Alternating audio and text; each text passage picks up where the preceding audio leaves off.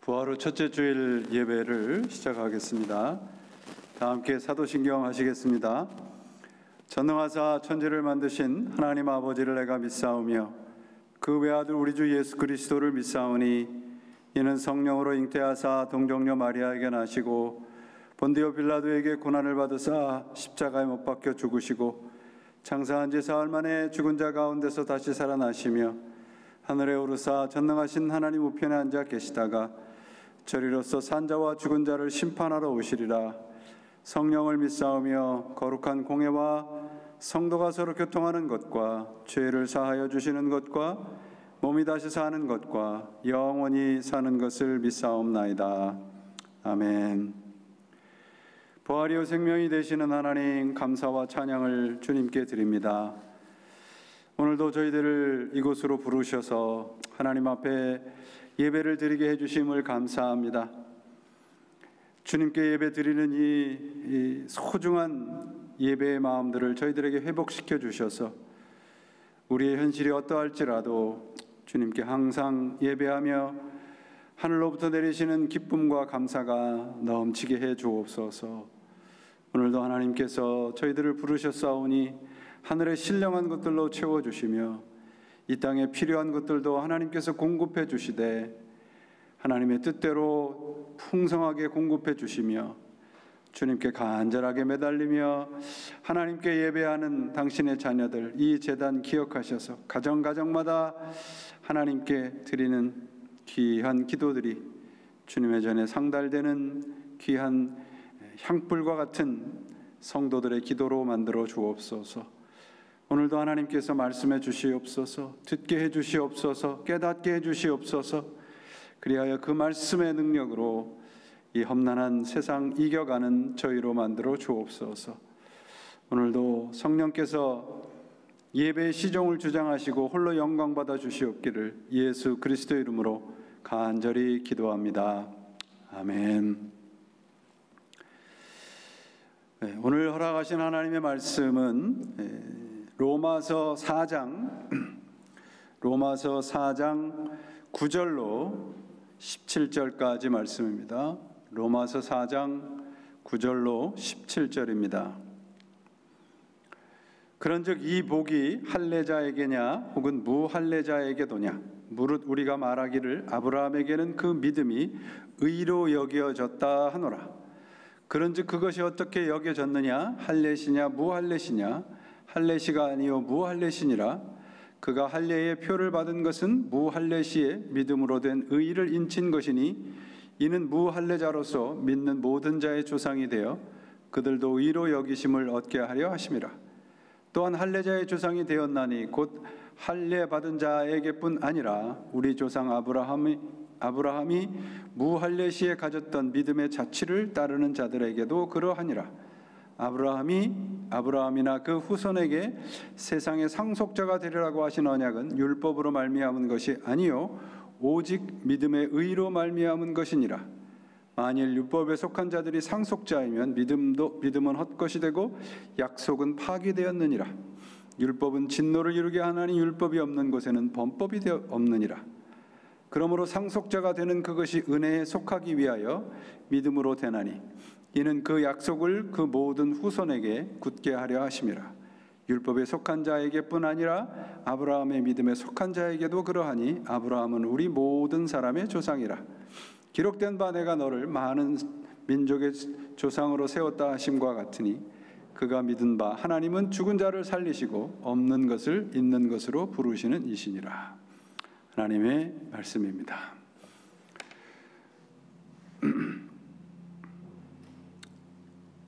우리가 그 고난주간 이전에 로마서 4장 8절까지의 말씀을 통해서 우리가 받은 구원, 그것이 선물로 받은 것이라는 것 살펴봤습니다. 그래서 로마서 4장에 일한 것이 없이 받았다는 말씀을 통해서 구원의 그 믿음이 하나님의 선물이라는 것을 확인했습니다. 믿음을 선물로 받은 사람, 또 하나님을 믿게 만든 대표적인 사람 아브라함을 등장을 시켜서 믿음에 대한 말씀을 지금 이어가고 있습니다. 곧 아브라함을 등장시켜서 믿음에 대해서 설명을 해주고 있습니다. 우리 스스로에게 한번 그 질문을 해볼 필요가 있어요. 우리는 어떻게 믿음을 갖게 되었는가?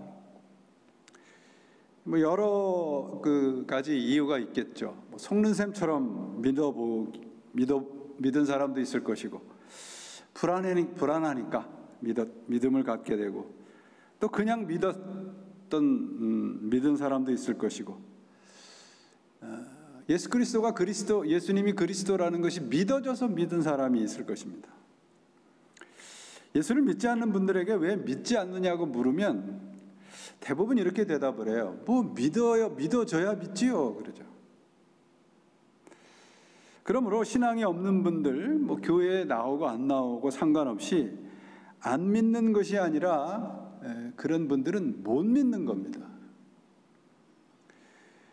믿음은 종교 생활하는 것과는 절대 상관이 없습니다. 믿는다는 이 말은 내가 하나님 안에 있다는 것이 믿어지는 거예요.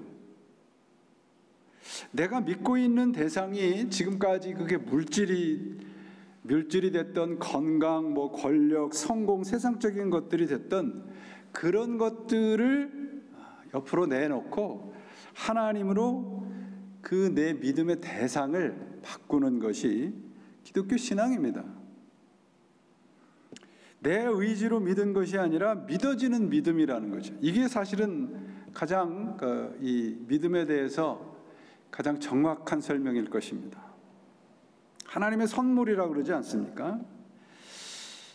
근데 우리는 믿음을 갖고 있으면서도 하나님이 원하는 것이 무엇인지 모르고 그저 막연한 그 열성과 정성을 가지고 내가 하나님을 위해서 무언가를 하는 것을 믿음이라고 생각하는 분들이 있습니다.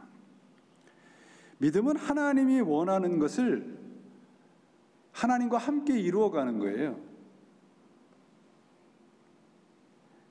오늘 본문에 나오는 그 말씀처럼 우리가 아무리 율법을 지키고 할례를 받아도 내 안에 있는 죄를 밀어낼 수 없습니다. 그러니까 죄를 밀어내는 그 마음을 우리들에게 주신 게 뭐냐? 그게 은혜예요. 그게 믿음입니다. 죄를 밀어내고 죄를 움직일 수 있는 힘은 하나님께만 있기 때문이죠. 아무리 율법을 지켜도 죄에서 구원을 받을 수 없습니다. 매주일 우리가 지금까지 이제 여러 주일을 통해서 구원이 하나님의 은혜라는 것을 살펴보고 있지 않습니까? 그러니까 구원은 믿음을 통해서만 가능하다는 것이에요. 오늘 16절에도 은혜에 속하기 위하여 믿음으로 된다 이렇게 되어 있습니다. 바울이 이제 4장에서 아브라함의 예를 들어서 믿음을 이제 설명하고 있는데, 첫째로 우리가 이제 먼저 기억을 해야 될 것은 뭐냐면 믿음은 인과 율이 아니라는 거예요. 인과 율이라는 것은 무슨 말씀이냐면 내가 믿었기 때문에 내가 믿었다는 그 원인이 있어서 결과적으로 구원을 얻었다. 이거는 성경이 설명하는 믿음이 아닙니다. 내가 믿어서 구원받았다. 이건 대가지 선물이 아니에요. 그래서 믿음을 우리가 자꾸 행위로 만들어서는 안 된단 말이죠. 내가 믿었다, 믿어주었다. 그게 아니라 하나님이 나로 하여금 믿게 하셨다 말이에요. 그걸 이제 아브라함을 통해서 지금 설명을 하고 있습니다. 아브라함이 그 하나님을 만나서 하나님이 아브라함을 부를 때 곧 그 하나님이 그에게 은혜를 내릴 때가 창세기 12장입니다. 그때 아브라함의 나이가 75세입니다. 그때는 할례를 받기 전이에요. 오늘 말씀에도 나오죠. 할례시냐 무할례시냐. 아브라함이 하나님을 만났을 때가 무할례시입니다. 그에게 복을 내리는 장면이에요. 그래서 창세기 17장에 가서 보시면 아브라함이 할례를 받아요. 하나님이 이제 축복을 내리시면서 15장에서 하나님께서 아브라함과 언약을 맺고 난 다음에 창세기 17장에서 할례를 받습니다. 그 할례를 받을 때 아브라함의 나이가 99세예요. 그러니까 하나님을 처음 만나고 할례를 받았을 때가 그 시간 차이가 무려 24년이라는 시간이 차이가 나요. 그러면 우리가 분명해지잖아요. 하나님의 약속이 먼저입니까? 아니면 아브라함의 믿음이 먼저입니까? 하나님의 약속이 먼저죠. 그러니까 할례라는 것은, 세례라는 것은 여러분 믿음의 고백을 말하는 거예요. 아브라함을 통해서 우리들에게 설명하는 게 뭐냐면, 우리가 내가 예수를 믿겠습니다 그러고 세례 받잖아요. 세례를 받는 그 순간이 뭐냐 그러면, 하나님이 그렇게까지 준비하셔서 나를 믿게 하셨다 그런 말이에요. 내가 세례 받을 때 믿음이 오는 게 아니라 내가 세례 받게끔 하는 그 과정 속에서 하나님이 먼저 역사하셨다. 그 사도 요한이 뭐라 그래요? 하나님이 먼저 사랑하셨다 그러잖아요. 할례 이전에 하나님이 아브라함에게 복을 내리신 거예요. 그래서 창세기 15장 6절에 아브라함이 여호와를 믿으니 여호와께서 이를 그의 의로 여기셨다 그렇게 되어 있습니다. 여기에서 아브라함이 여호와를 믿으니를 히브리 원문으로 살펴보면 이 문법적으로 하나님이 믿게 하셨다는 뜻이에요. 하나님이 아브라함을 시켜서 믿게 하셨다. 그러니까 아브라함이 내가 믿어야지 그래서 믿은 게 아니라는 말씀이에요. 이 말씀에는 믿음에 대한 아주 중요한 내용의 말씀이 담겨 있습니다. 하나님이 우리로 하여금 믿게 하셨다 그 말은 내가 하나님을 믿는 그 순간부터 영원까지 하나님이 우리의 믿음과 삶을 책임지신다는 말이에요. 아브라함의 인생을 보면 우리가 분명해지지 않습니까? 아무것도 모르고 있는 아브라함을 불러서 네가 지시하는 땅으로 가라 그렇게 얘기하면서 결국은 믿음의 조상으로 만드는 그 과정 속에서 하나님이 한 번도 개입을 안 하신 적이 없잖아요. 하나님이 원하는 그 자리까지 반드시 데리고 가서 완성하시겠다. 그게 믿게 하신 거예요. 우리의 믿음의 뿌리를 여기에다 두어야 된다는 말이죠. 내가 믿었다라고 하는 것이 조건이 아니라 선물이라는 것입니다. 할례는 은혜의 조건이나 동기가 아니라 은혜의 결과예요. 내가 세례를 받았다 그 말은 내가 은혜를 받았다는 결과가 세례인 거예요. 믿어져서 세례를 받았다는 것입니다. 세례를 받아서 믿어진 게 아니라는 말씀입니다. 그래서 하나님의 구원의 은총이 먼저라는 것을 지금 얘기하고 있어요. 그러니까 하나님이 아브라함에게 나타나서 내가 요런 조건을 네가 다 충족을 하면 내가 너에게 약속을 주고 약속의 그 복을 주마 그렇게 하신 것이 아니라는 말씀입니다. 아브라함이 하나님을 만난 후에 그렇게 순종의 길을 걸어갔던 것은 하나님이 그로 하여금 믿게 하셨던 은혜의 결과이지 조건이 아니라는 거예요.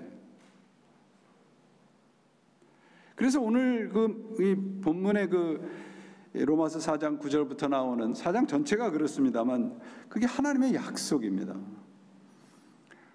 창세기 15장에 보시면 아브라함과 하나님이 우리 아주 유명한 장면이잖아요. 아브라함과 하나님이 약속을 맺어요.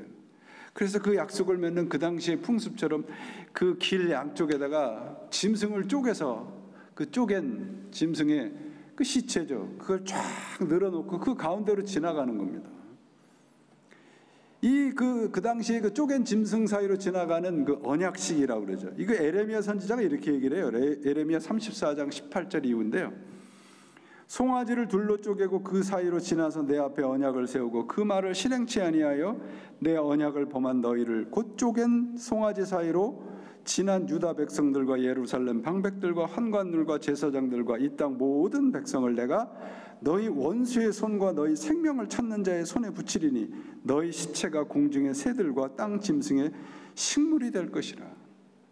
이게 무슨 말씀인가 하면요, 쪼갠 짐승 사이로 지나가면서 언약을 맺었는데 그 언약을 이행하지 않는 측은 이렇게 저 옆에 있는 반이 쪼개져서 죽은 짐승의 시체처럼 죽임을 당할 것이라는 거예요.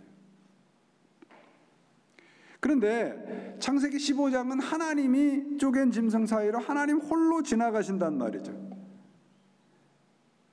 그러니까 그 약속을 맺은 그 언약이 이행이 되지 않았을 때는 하나님이 쪼갠 짐승처럼 되는 거예요. 그게 십자가잖아요, 여러분.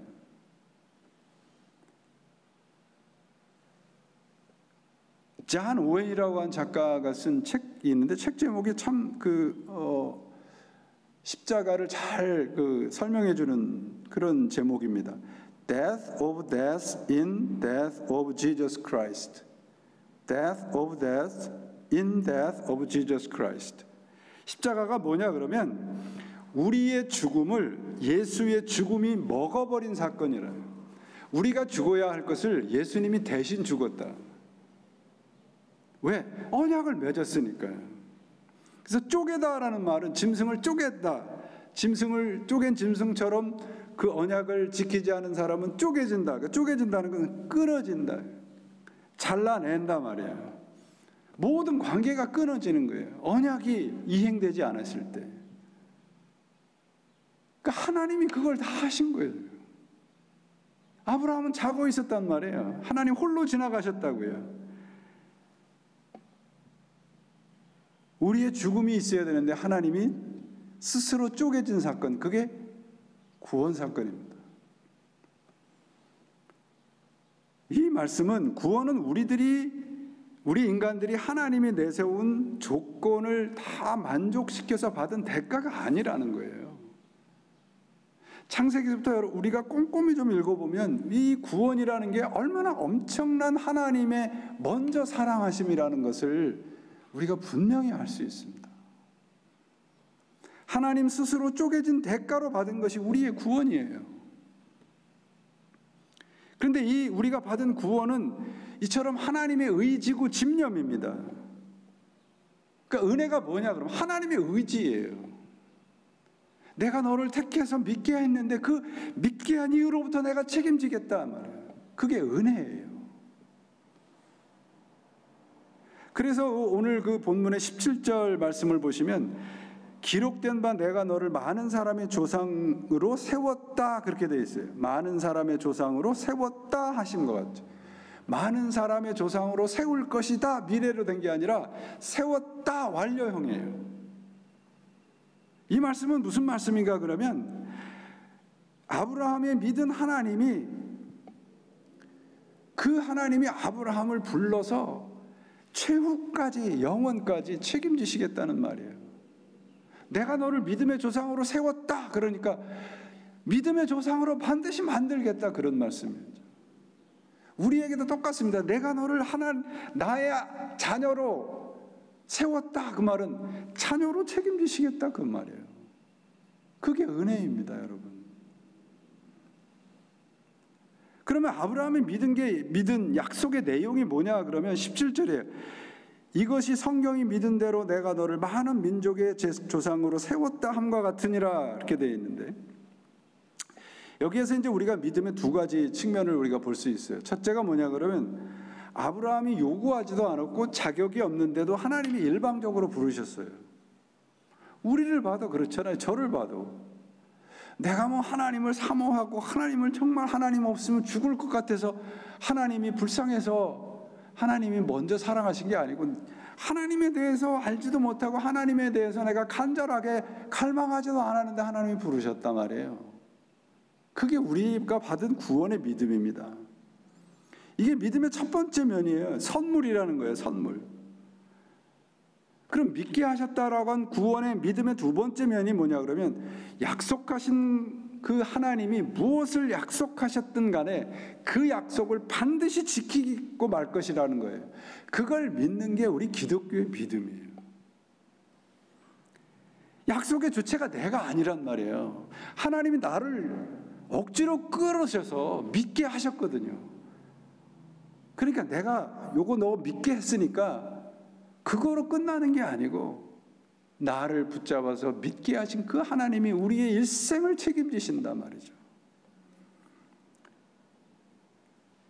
그래서 믿음의 목적이 뭐냐 그러면 결국은 하나님을 하나님 되게 하는 거예요. 믿음이 마치 무슨 뭐 도깨비 방망이처럼 톡 때리면 내가 원하는 게 탁 나타나는 거 그런 것이 아니라는 말이죠. 하나님을 그렇게 세상적인 것을 위해서 이용하지 않아야 됩니다.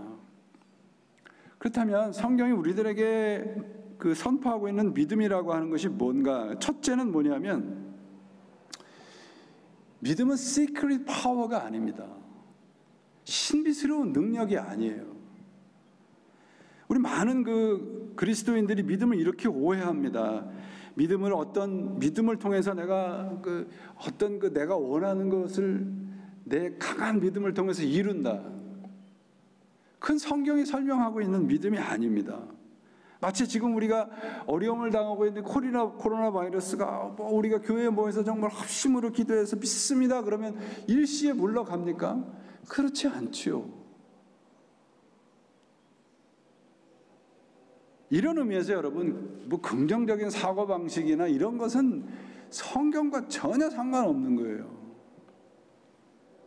믿음은 우격다짐으로 내가 믿습니다 그래갖고 어떤 일이 일어나도록 하는 신비한 능력이 아닙니다. 성경이 설명하는 믿음은요, 항상 영원한 생명과 관계가 있어요. 둘째로 뭐냐면, 믿음에서 중요한 것은 믿는 주체가 아닙니다. 내가 아니에요. 우리 기독교의 믿음에서 중요한 건 믿음 자체보다는 내가 무엇을 믿느냐라고 하는 그 대상입니다. 내 믿음이 작다고 하나님이 작아지시나요? 내가 믿음의 이 능력이 그렇게 많지 않다고 하나님의 능력이 작아지나요? 그렇지 않습니다. 내 정성으로 열성으로 어떤 일이 일어나기를 바라는 것이 아니라 내가 믿는 그분이 하나님이라면 그분에게 턱 맡기고 순종하는 게 믿음이에요. 믿음은 믿는 주체에 대한 얘기가 아니라 내가 무엇을 믿느냐라고 하는 대상에 관한 문제예요. 우리가 구원을 받았다고 고백하는 것은 내가 구원받을 능력이 나에게 없다는 것을 고백하는 것이지 않습니까? 그래서 그리스도에게 우리가 맡기는 거죠. 믿음을 통해서 그러므로 내가 하나님을 위해서 사는 삶이 아니라 하나님이 내 안에서 사는 거예요. 우리가 믿습니다 그러고서 내가 하나님을 위해서 뭔가 하겠습니다. No way. 그렇지 않아요, 여러분. 우리가 하나님을 위해서 무엇을 할 수 있습니까? 하나님이 나와 관계를 끌어보내시면 아무것도 아닌 거예요. 이전에는 내가 나를 믿고 살았고 내가 가진 것을 믿고 살았는데 이제부터는 하나님을 믿고 살아가겠다. 그게 믿음입니다. 믿음의 대상이 바뀌는 거예요. 세상에서는 여전히 내가 갖고 있고 내가 누리고 있는 것을 믿고 살면서 예배당에 와서는 믿습니다 그러면 그게 믿음입니까? 그걸 믿음이라고 하지 않아요. 왜? 믿음의 대상이 바뀌지 않았기 때문에. 믿음은 내 정성과 열심에 정비례하는 것이 아니라 내가 믿는 그 믿음의 대상인 하나님에게 얼마나 항복하느냐에 따라서 달라지는 거예요. 여러분, 기도하시면서 응답이 없으면 우리가 믿음이 흔들리지 않습니까?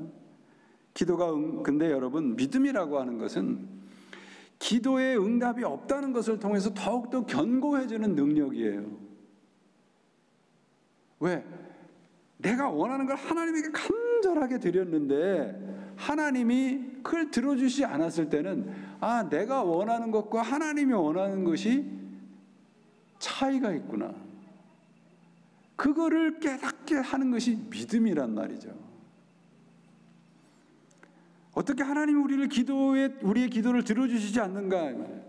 그게 불평할 수 있습니다. 그러나 신앙생활하면서 하나님이 우리가 기도함을 통해서 기도의 응답을 허락하시기도 하지만 대부분 기도에 응답하지 않는 것은 그 응답하지 않는 기도를 통해서 하나님에게 더욱 순종하라는 것을 가리키는 것이에요. 왜요? 하나님은 내가 믿습니다 그래서 내 마음대로 원하고 내 마음대로 움직여 주시는 분이 아니에요. 믿음은 하나님의 뜻대로 하나님의 의도대로 움직일 수 있는 능력입니다. 하나님이 우리의 기도에 침묵하시는 것은 우리의 순종을 요구하시는 하나님의 응답이죠.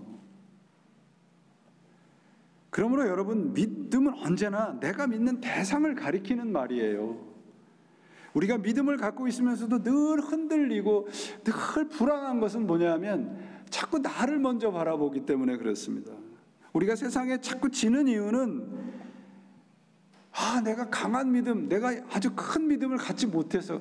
아니에요, 여러분. 우리의 믿음은 큰 필요가 없습니다.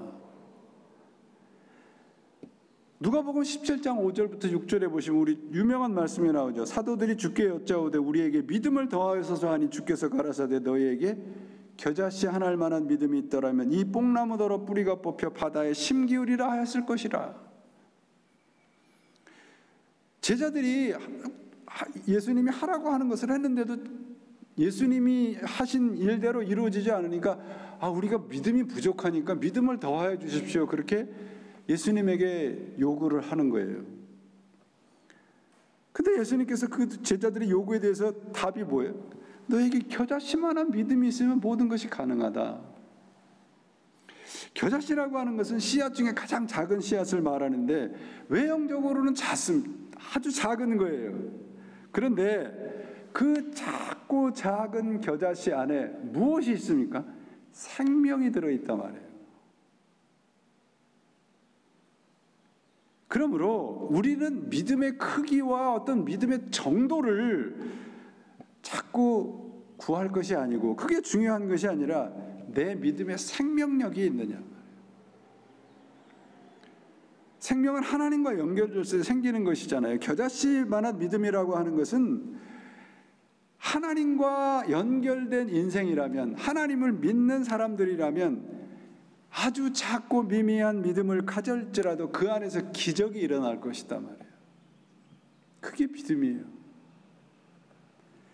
겨자씨만한 믿음, 이 비유는 대단히 중요한 사실을 우리들에게 가르쳐 줍니다. 믿음에 있어서 중요한 것은 믿음의 대상이라는 것이에요.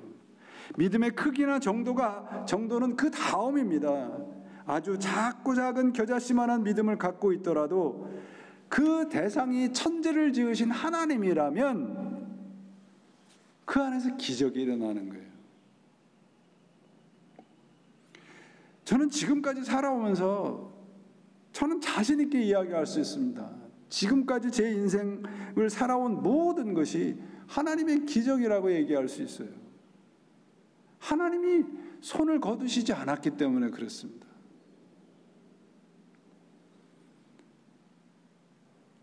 우리 모두는 구원에 대한 확신이 있나요? 오늘 죽으면 천당에 다 들어가실 수 있나요? 이렇게 여쭈면 우리가 선뜻 아멘이라고 답하지 못합니다. 왜냐 그러면 나를 보면 자신이 없기 때문에 그래요. 하나님이 원하시는 그 자리에 너무 멀리 있다는 생각을 하고 있기 때문에 그렇습니다. 그런데 여러분, 제가 오늘 말씀이 대단히 중요한 말씀인데요, 우리는 하나님이 믿게 하신 자들이라고요. 그 믿음으로 구원을 받은 자들이라고요. 내가 아니에요. 하나님이 그렇게 하셨다고요. 그러면 지금의 자리가 너무 정말 하나님이 원하시는 자리와 정말 멀리 떨어져 있다 할지라도 믿음을 통해서 알게 되고 믿게 되는 게 뭐예요? 하나님이 반드시 그 자리까지 함께 데려가 주실 것이다. 나를 바라보지 않고 하나님을 바라보면 그러한 소망의 믿음을 가질 수 있단 말이죠. 우리는 하나님이 일방적으로, 더 정확하게 말하면 강제적으로 믿게 하셔서 구원 얻은 자들이란 말이에요. 하나님을 바라보면 바로 거기에 영생의 소망이 있다고요. 내 주위를 두려번거리고 시선을 자꾸 나에게 고정하면 소망이 없잖아요. 믿음은 나를 구원하신 하나님을 믿는 겁니다. 하나님이 우리의 인생의 주관자이시고 우리를 강제로 부르셔서 믿게 하신, 그리고 약속을 주신 그 약속을 나는 아니더라도 하나님은 반드시 지키실 분입니다. 우리의 믿음의 정도와 열심과 상관없이 하나님은 우리와 하신 약속을 지킬 것을 믿는 것이 바로 성경이 말씀하는 믿음이에요. 우리가 그리스도를 믿습니다 하면서 자꾸 믿음의 대가를 자꾸 생각을 한단 말이에요. 여러분, 믿음, 하나님과 우리와의 관계는 이해관계나 거래관계가 아니고요, 하나님과 우리와의 관계는 인격적인 관계예요. 이게 무슨 말씀이냐면요, 내가 하나님을 믿는데 세상적으로 성공해야 하고 형통해야 되고 병도 안 걸리고 내가 원하는 대로 이루어질 필요가 있습니까? 하나님이 우리를 택하셨는데 하나님이 우리를 하나님이 원하시는 일에 써먹으려고 부르셨나요? 이거는 여러분 거래예요. 하나님이 나를 부르셨으니까, 나를 믿게 하셨으니까 내가 원하는 거 다 들어주셔야 된다. 그건 거래죠. 이런 이해관계를 채워주는 방법이 믿음이 아닙니다. 믿음은 그냥 하나님을 믿는 거예요. 그 하나님을 믿는데 내가 건강할 필요도 없고요, 내가 뭐 세상에서 머리가 될 필요도 없고요, 형통하거나 무슨 세상에서 모든 사람에게 박수갈채를 받을 필요가 없잖아요. 그저 그분 앞에 내가 무릎을 꿇으면 되는 거 아닙니까? 그게 믿음이죠. 아브라함이 믿은 것을 보세요. 17절 보시면 제가 표준세번역으로 읽어봅니다. 이것은 성경에 기록된 대로 내가 너를 많은 민족의 조상에 세웠다 함과 같습니다. 이 약속은 그가 믿은 하나님, 다시 말하면 죽은 사람을 살리시며 없는 것들을 불러내어 있는 것이 되게 하시는 하나님께서 보장하신 것입니다. 하나님에 대해서 믿었는데 두 가지를 얘기를 해요. 없는 것을 있는 것 같이 부르시는 분, 두 번째, 죽은 사람을 살리시는 분. 아브라함이 믿은 건 이 하나님을 믿은 거예요. 하나님을 믿으면 뭐 할례도 받고 세상에서 아브라함 모든 사람들이 다 부러워하는 그런 인생이 되게 하신다고 약속하셨기 때문에 아브라함을 믿은 게 아니고 하나님이 믿게 하셨다고요. 그래서 그가 하나님을 부족하지만 순종하며 따라갈 때 그를 하나님이 처음에 약속하신 것이 뭐예요? 믿음의 조상으로 세웠다. 그거 이루시잖아요. 그가 어떻게 믿었는가 보면 18절에 보면 아브라함이 바랄 수 없는 중에 바라고 믿었다. In hope against all hope, 이렇게 돼 있어요, 영어 성경에. In hope against all hope. 도저히 바랄 수 없는 중에 믿었다는 뜻입니다. 무엇을 믿었어요? 내가 소원하는 게 아니고 하나님을 믿은 겁니다. 모든 소망이 사라지는 순간에도 나와 함께 하시는 하나님, 나로 하여금 그 말씀을 기억하게 하시는 하나님, 그 하나님의 약속을 믿은 것이죠. 내 뜻대로가 아니라 하나님 뜻대로입니다. 이게 믿음이에요. 아브라함은 약속의 내용이 처음에 아브라함을 부를 때처럼 그의 눈에 보인 것이 하나도 없거든요. 근데 그가 믿은 것은 그 약속을 주신 하나님을 믿었다는 것이죠. 여러분, 무엇을 믿고 있습니까, 우리가? 믿음은 하나님을 믿는 겁니다. 그분의 말씀을 믿는 겁니다. 하나님의 말씀은 바로 우리를 끝까지 책임지시겠다는 하나님의 약속이기 때문에 그렇습니다. 그러면 마지막으로 하나님이 어떻게 약속을 이루어 가시는가? 하나님이 우리와 맺은 약속을 무엇로 이루어 가신다고 되어 있어요? 믿음으로요. 믿음으로. 이때의 믿음은 여러분, 믿습니다라고 하는 고백이 아니라 순종이에요. 내 눈에 보이지 않습니다. 그래도 믿겠습니다.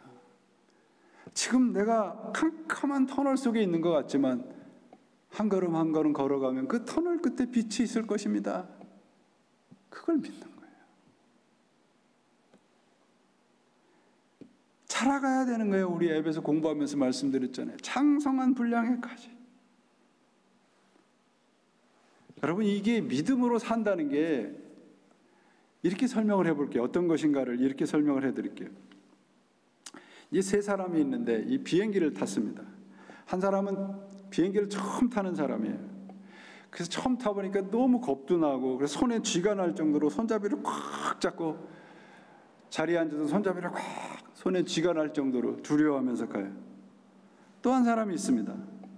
약간의 그 비행기를 탄 경험이 있지만 여전히 이게 비행기가 떨어지면 어떡하나 라고 하는 추락에 대한 공포가 있어요. 그 옆에 사람을 쳐다도 안 보고 그냥 두렵지 않은 척하면서 갑니다. 그 승무원이 뭐 먹으라고 주어도 그냥 먹지 않겠다고 그러고 가는 거예요. 세 번째 사람이 있어요. 이 사람은 비행기를 많이 타본 경험이 있습니다. 그래서 자리에 앉자마자 음료수를 먹고 책을 꺼내서 읽기 시작을 합니다. 자, 이 세 사람의 공통점이 뭐냐 그러면 비행기가 목적지까지 데려다 줄 것이다라고 하는 믿음이 있잖아요. 그렇죠? 하나님을 믿는다라고 하는 똑같은 믿음이 있는 거 똑같아요. 비행기가 뭐 뉴욕에서 LA까지 간다 그러면 LA까지 데려다 줄 것이다. 그러면 그 목적지까지 데려다 준 것은 그들이 믿은 믿음이 아니라 비행기죠. 그러나 여러분, 이렇게 설명을 드려볼게요. 그들이 비행기 안에서의 그들의 모습은 천양지차이잖아요. 이게 여러분 믿음의 정도라고 하는 것을 설명을 해드리려고 합니다. 비행기 안에서 손잡고 꼭 두려움에 떨면서 가는 것 아주 가난한 구원이죠. 두 번째, 그냥 비행기 안에서 그냥 어떻게 될까 봐 옆에 사람과 인사도 안 하고 그냥 가면서, 그것도 가난한 거죠. 그러나 비행기를 타고서 여유를 즐기고 내가 하고 싶은 거 하고 책을 보면서 똑같이 목적지까지 가지만 그 목적지까지 가는 과정이 얼마나 다릅니까? 여러분은 어떤 사람과 같은 인생을 살고 싶으세요? 여러분, 우리가 신앙의 수준과 믿음의 자리, 이것을 하나님의 말씀을 가지고 훈련할 때에 마지막 세 번째 사람처럼 비행기 안에서 이 비행기가 목적지까지 데려다 줄 것이다 완전히 믿고 그 안에서 편안한 삶을 살아가는 거예요. 여러분, 이 세상에서는 돈을 많이 주면 1등석의 특권도 누릴 수 있잖아요. 여러분 그거 아세요? 우리 서부 개척시대에 그때는 교통수단이 마차였잖아요. 마차에도 1등석, 2등석, 3등석이 있었다고 그래요. 다 똑같이 타고 가는데 그 구별은 뭐냐 그러면 평지에서는 그냥 함께 타고 가지만 언덕으로 올라가거나 진흙탕에 빠질 어려운 길을 만났을 때 언덕이나 진흙탕 길을 만나면 3등석 승객은 무조건 내려서 밀어야 된대요. 그러나 2등석을 그 티켓을 산 사람은 그냥 뒤에서 따라가기만 하면 돼요. 1등석은 내리지 않고 그냥 마차 앉아 있는 거예요. 자, 우리가 믿음을 통해서 나는 1등석에 앉아 있는 사람과 같이 되는 게 아니고 내가 지금 앉아 있는 이곳이 삶이 어떠할지라도 그 비행기가, 그 마차가 목적지까지 데려다 줄 것이다. 그걸 믿는 게 진짜 믿음이란 말이에요. 때로는 진흙탕에서 내려서 그걸 믿을 수도 있어요. 때로는 진흙탕에 빠져서 내가 오도 가도 못할 때도 있어요. 그러나 믿는 것은 무엇입니까? 그것이 나의 목적지까지 반드시 데려다 줄 것이다. 그러면 현재 내가 상황이 어떠할지라도 감사할 수 있죠.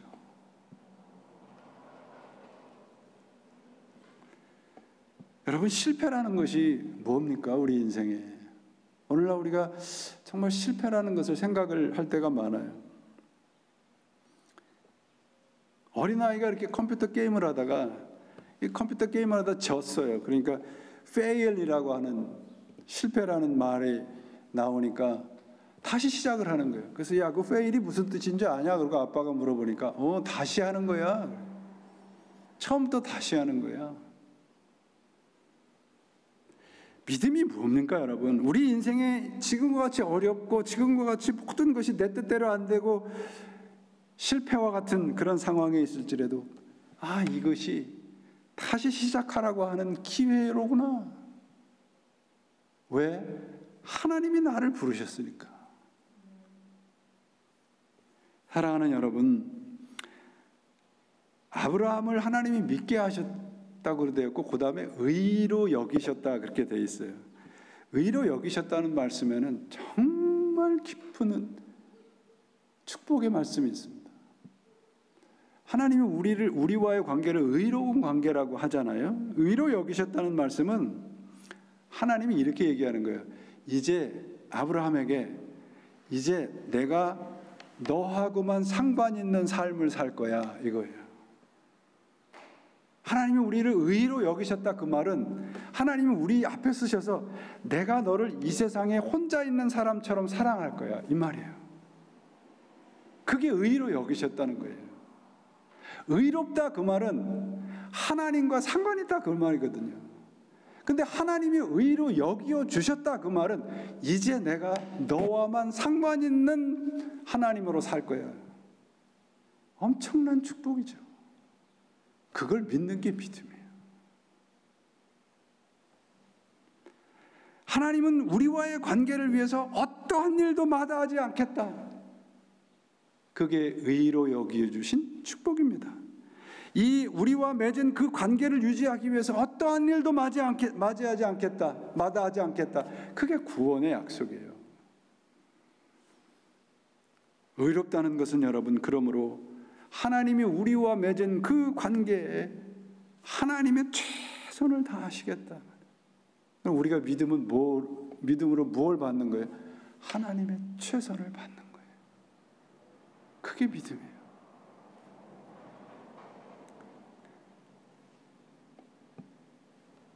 그래서 의를 저는 이렇게 얘기합니다. 이렇게 하나님이 우리를 향한 절대적인 사랑, 그리고 우리가 하나님을 향한 절대적인 순종, 그게 의의 관계입니다. 신앙은 여러분, 하나님을 사랑하고 하나님께서 사랑하시는 모든 것을 사랑한다는 것이에요. 이게 기독교 신앙입니다. 그래서 기독교 신앙은 하나님을 향한 우리의 순종이고 또 우리를 향한 하나님의 사랑입니다. 우리가 믿는 것은 바로 이 하나님입니다. 이 하나님의 열심과 집념입니다. 그래서 오늘 16절 말씀을 보시면, 그러므로 하나님께서는 사람의 믿음을 보시고 그를 상속자로 삼으십니다. 이렇게 돼 있어요. 공동번역으로 제가 읽어드렸습니다. 하나님께서는 그 사람의 믿음을 보시고 그를 상속자로, 의로운 관계로 맺어주십니다. 다른 거 필요 없단 말이에요. 내가 믿는 믿음의 대상이 내 손에 쥔 게 아니고 하나님이 될 때 우리는 하나님의 상속자로 살아가는 거예요. 믿음을 우리의 의지나 신념으로 혼동하지 마십시오. 믿음은 하나님을 믿는 것입니다. 하나님을 믿으면 행복해지고 건강해져야 된다라고 하는 의미는 믿는 것이 아니에요. 하나님이 지금 우리에게 조금 불편하게 사는 인생을 허락했다면 그것도 아멘입니다. 왜? 우리가 믿는 믿음의 대상이 하나님이기 때문에. 돈이 더 있어야 되고 더 건강해야 될 이유도 없지 않아요? 나에게 허락된 약속을 하나님이 반드시 지킬 것을 믿는 것이 믿음이라면, 나의 믿음이라면, 우리의 믿음이라면 무엇이 두렵겠습니까? 천지의 주인이신 하나님이 우리에게서 눈을 떼지 아니하시고 오늘도 간섭하고 계시고 우리를 반드시 하나님이 원하시는 그 자리로 데려가시려고 우리를 택하셨습니다. 그걸 믿는 게 믿음입니다. 우리는 하나님을 믿으면 병이 낫고 부자가 되고 행복해지기 때문에 그분을 믿지 않습니다. 그저 믿게 하시고 믿어져서 믿습니다. 그냥 하나님이기 때문에 믿는 것입니다. 이게 진짜 믿음입니다. 그분의 말씀, 곧 약속을 믿는 것입니다. 우리의 부족함이나 어리석음에도 불구하고 약속을 지키시는 하나님에게 우리의 인생 전부를 거시기를 바랍니다. 이것이 믿음의 본질입니다. 여러분, 하나님이 믿어지십니까? 오늘 우리의 삶의 현실이 어떠하다 할지라도 천지의 주인이 되시는 하나님이 우리와 맺은 이 관계를 위해서 천지의 모든 것을 동원하고 계신다는 것이 믿어지는 것, 그게 진짜 믿음입니다. 그런 믿음으로 승리하시고 믿게 하신 하나님이 그 믿음의 축복을 오늘도 쏟아 부어주신다고 하는 것을 감사함으로 아멘 하시는 여러분들이 되셔서 하나님이 믿어져서 그분의 말씀이 참으로 믿어지는 믿음의 축복을 놓치지 아니하시고 하나님의 약속의 영원함을 오늘도 경험하시기를 예수님의 이름으로 축원을 드립니다. 기도하시겠습니다. 하나님 아버지 감사합니다. 이 시간도 하나님께서 귀한 시간을 주시고 말씀을 주셨습니다. 믿음이 내 열심과 내 정성에 달려있다고 오해를 하였던 저희들의 연약한 믿음을 용서하시고 우리 안에 아주 작은 믿음이 있을지라도 그 믿음의 대상이 천지를 지으신 하나님이라면 모든 것이 가능할 것이고 우리의 인생이 기적 같은 인생이 될 줄을 믿습니다. 우리의 삶의 현실이 어떠할지라도 오늘도 그러한 믿음으로 세상을 이겨가게 하시고 하나님이 세상을 이기셨듯이 우리도 당신을 믿는 그 하나님의 상속자들로 세상을 이기는 믿음의 사람들로 살아가게 도와주옵소서. 이제는 우리 주 예수 그리스도의 은혜와 하나님 아버지의 크신 사랑과 오늘도 우리와 동행하시면서 결국은 영원한 축복의 자리까지 우리를 인도하시는 성령님의 감화 감동하심과 교통하심이 하나님을 믿는 믿음으로 세상을 이기기를 원하고 결단한 당신의 자녀들과 하나님을 선포하는 이 제단 위에 지금으로부터 영원히 함께 하시기를 간절히 축원하옵나이다. 아멘.